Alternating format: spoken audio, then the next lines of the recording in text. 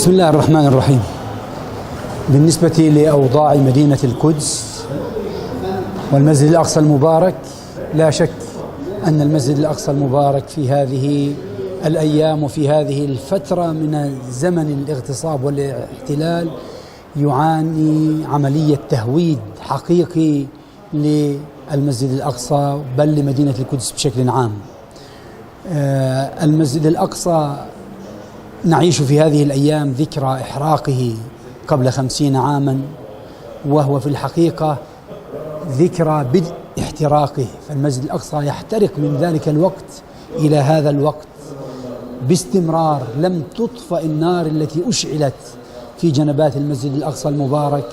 وبالتالي المسجد الأقصى المبارك حاول الكيان الصهيوني بقياداته ورموزه أن يدنسوه بكل الوسائل، واليوم يقتحم المسجد الأقصى المبارك في كل يوم من قبل قطعان المستوطنين والجنود والمحتلين ويضيق على أهله. ولكن أهلنا في بيت المقدس وفي باحات المسجد الأقصى المبارك يدافعون عنه بالغالي والنفيس، رجالهم ونساؤهم وأطفالهم جميعهم يذودون عن المسجد الأقصى المبارك بكل ما أوتوا من قوة. وبالتالي في المسجد الأقصى المبارك وفي بيت المقدس يوجد حالة سعي للتهويد من الكيان الصهيوني، ويوجد حالة صمود وثبات وجهاد من أهلنا في القدس، في بيت المقدس، في المسجد الأقصى، لتثبيت هويته ودفع شر اليهود الغاصبين عنه. سيدنا عمر بن الخطاب رضي الله عنه طهر المسجد الأقصى وافتتحه بطريقة راقية ولائقة، واستلم مفاتيحه بعهدة تصون حقوق كل أصحاب الديانات على أرض بيت المقدس. ثم عندما اغتصبه الصليبيون طهره صلاح الدين الأيوبي رضي الله عنه من دنس الغاصبين الصليبيين.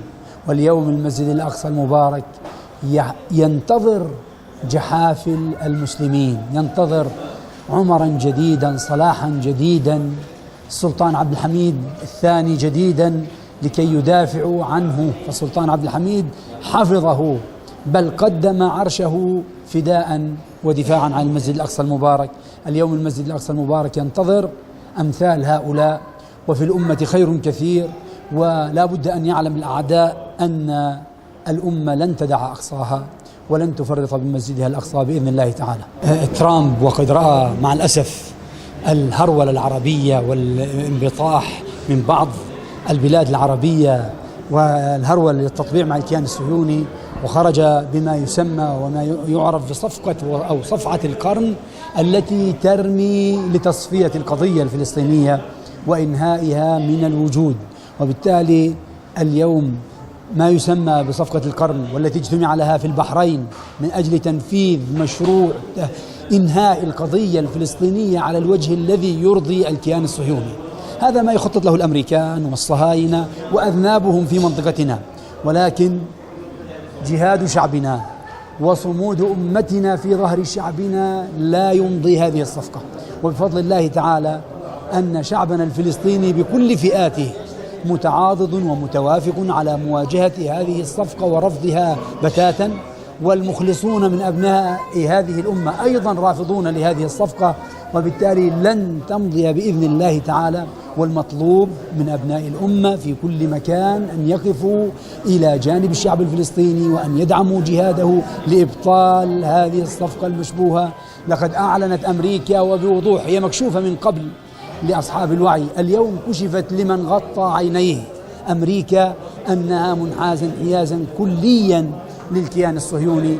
وبالتالي أنا أعتقد أن هذا عامل خير على ما فيه من ألم، حيث كشف الأوراق لمن لا يراه وأثبت الحقيقة لمن يجهلها.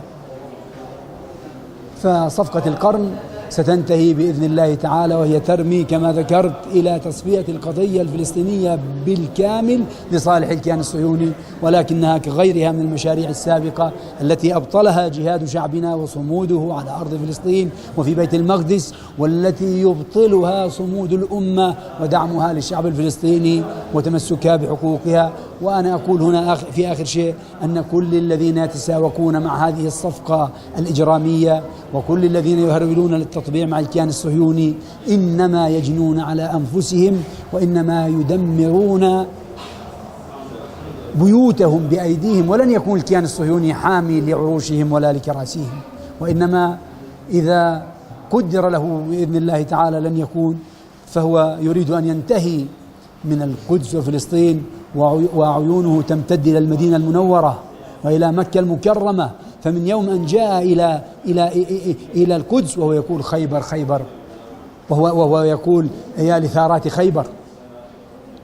ولذلك هذا الكيان كيان إجرامي توسعي، كل من يعولون عليه سيبوؤون بالفشل، ولا ينبغي لإنسان ينتمي لهذه الأمة أن يسعى للتطبيع مع الكيان الصهيوني أو يرضى به.